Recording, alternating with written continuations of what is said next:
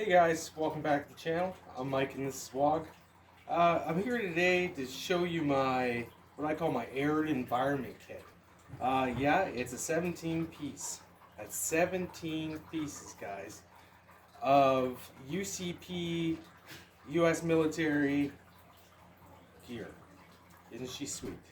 I've been doing some looking and I've recently discovered that even this stuff's starting to sell out, so I find it hard to believe just how much this junk was made. Uh, I call it junk because of the color. Honestly, it's the same gear as you see when I'm showing you my woodland stuff. It's just a different color. And it was a terrible color. Just awful. It was not received very well by anyone, anywhere. It got to the point where everybody got new uniforms because that stuff was so bad, okay? That's all I know about that. As you see, I've dyed mine out. I used the right dye formula for coyote. It's on their site. Any color you want to make, guys, you pick it out, gives you the formula, buy your colors, mix it, follow the instructions, and you get results as such. Again, mine's in the coyote, and as you can see, because I did the coyote color, I still get two other tones of olive as well, which is a lot of fun. It kind of matches the sage that's in the buckles of everything pretty nicely. I've seen a lot of olive drab ones that I really like the look of too, but the buckles stand out really bad. I find the buckles and buttons and zippers and stuff in this color actually work with it. It's in contrast. It looks good. Well, now I'm rambling. All right, moving on, guys. So what I'm going to do is a little series on the full rifleman's kit. You don't see a rucksack here. I don't have a UCP rucksack. Why? Because I have several other rucksacks and the things are ugly. Honestly, I think it would look cool to dye one out in this, and it's something I might look into in the future. But for now, I was making an arid environment kit. So this year we had the biggest drought we've had in a long time. I think it was like in 100 years or something like that. It was ridiculous. Our whole province, which is the same thing as like a state for my Yankee friends down there, we had a burn ban. You couldn't even have a fire in your backyard and have a cold one. It was not. You can get up to a $20,000 fine for doing such a thing. So it sounds a bit ridiculous, but everything was burning around us. It was quite crazy, and I noticed our lawn was brown, and my woodland camouflage doesn't really work in environments like that, so it stands out like a sore thumb, honestly. And the other reason I dyed it this color is so it didn't look like I was wearing camouflage for the most part. I find when I go out in my woodland camouflage, I'm kind of stopped and asked a lot of questions, and I look suspicious. There's no two ways around it. I understand. It's still a really great pattern. It's the best pattern, guys. But I bought this and dyed it knowing that I was making an air environment kit, so I didn't need a full rucksack because obviously in the heat I don't want all that gear.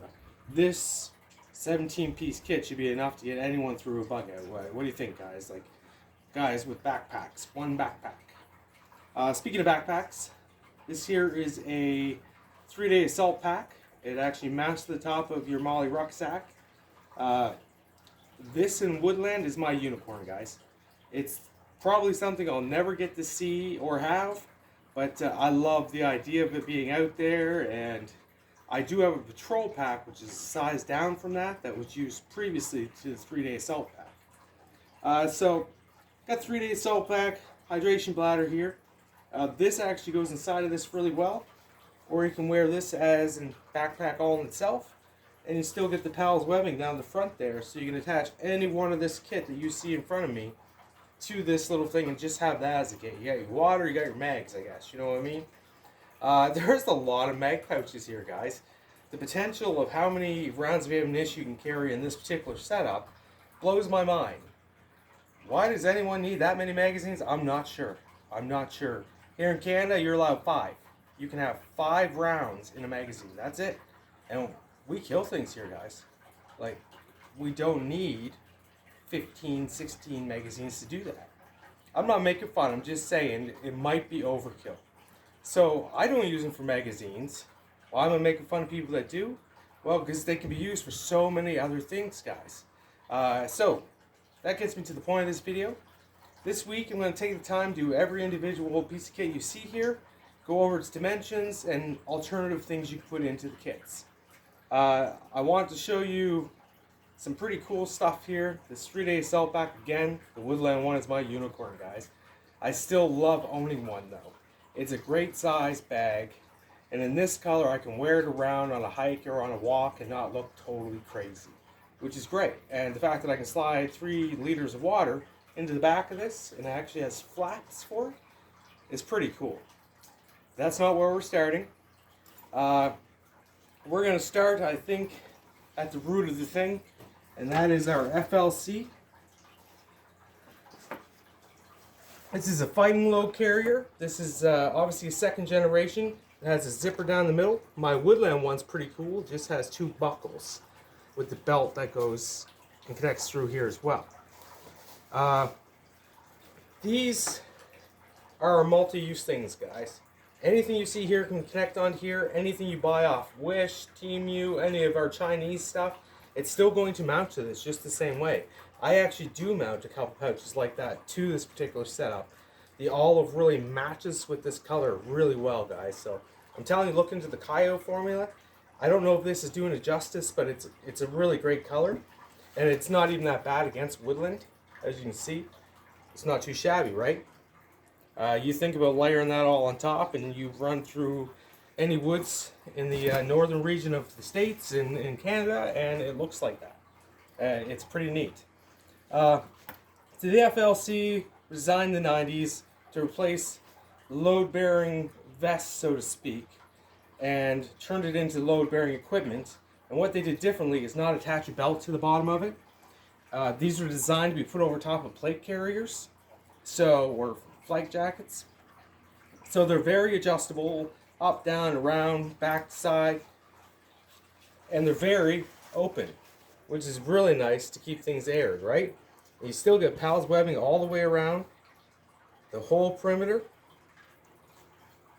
Get the nice Alice style metal clips on there, which is really great because once they're kind of set, they don't really move that much. To adjust a flick belt, these little tabs pull out and pull up.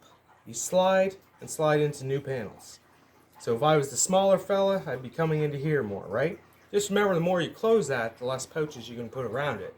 You start losing your pals webbing as you go down, right?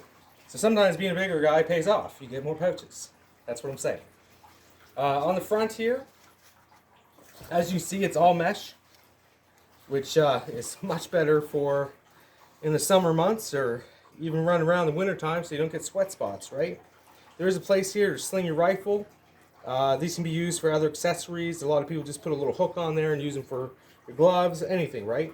For you guys that are running and gunning and stuff, I know you don't like anything in this area if you're a right-handed person. Obviously be the opposite if you were left-handed. This is your working area, so to speak. This is where the stock of your rifle is. You need to be able to move without hindrance, right? That being said, though, if you count 1, 2, 3, 4, 5, 6, 7, and we'll even give it the 8th up here. That's 8 rows of pals webbing. You can fill this thing to kingdom come, guys. If you're not carrying a rifle, you can do what I do and attach a frag pouch. You know, this holds dog spray. This holds dog spray really well, actually. I don't carry bear spray. It's too much of a weapon. Dog spray, though, to keep anything that I got to deal with away is probably enough, right?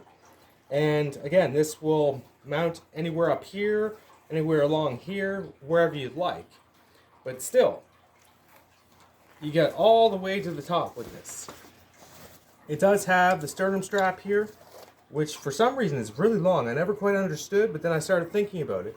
If a fella's wearing body armor, he's not going to have this bad boy zipped up. He's going to have his buckles out, as such. As you see, they slide in and out of this channel here. And it's nice because you can attach the strap inside of the channel here, so you don't have to worry about your buckle sliding side to side. So when you do a pull to tighten, it stays right there. So that's kind of a nice feature of these.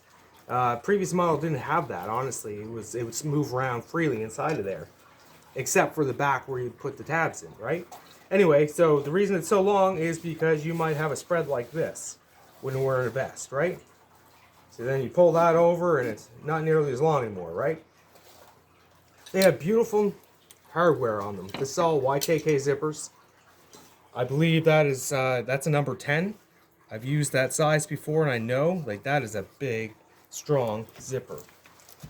I don't have any worries about this thing popping open on me. A lot of the time the belt and the sternum strap are taking the weight of it, so you don't have to worry about ripping zippers like that, right?